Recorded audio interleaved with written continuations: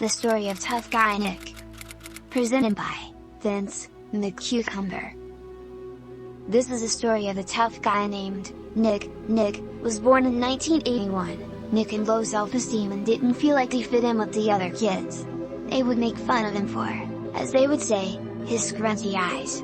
The other kids saw his weakness, his scrunchy eyes, and they went after him for it.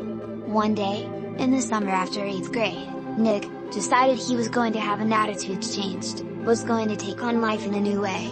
On that day, in the summer after 8th grade, Nick decided he was now going to be tough guy Nick.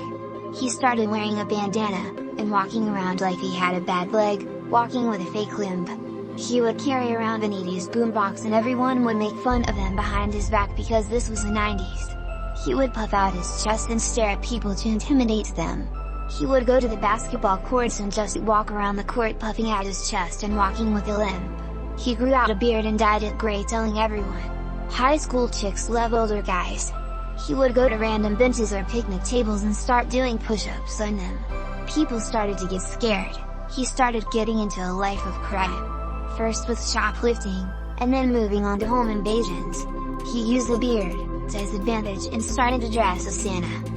He would break into homes, and if he ever got caught he would just play it off like he was Santa delivering presents. He was so successful as a break-in artist that he recruited 2 other guys to break into homes with him. First was Tyrone, he was a getaway driver.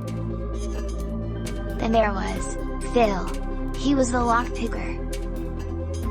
Everything was going good with the break-in business until he started to get involved with drugs.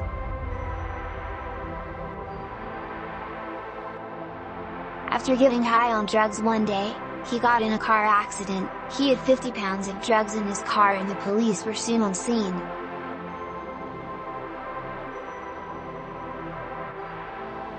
They took him in for questioning, and tested his blood for drugs as they suspected him of DUI, driving under the influence.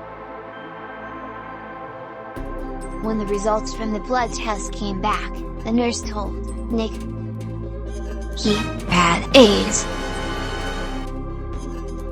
Through the years of drug abuse and sharing needles, he has contracted the dreaded AIDS virus. He died a few years later due to complications from AIDS.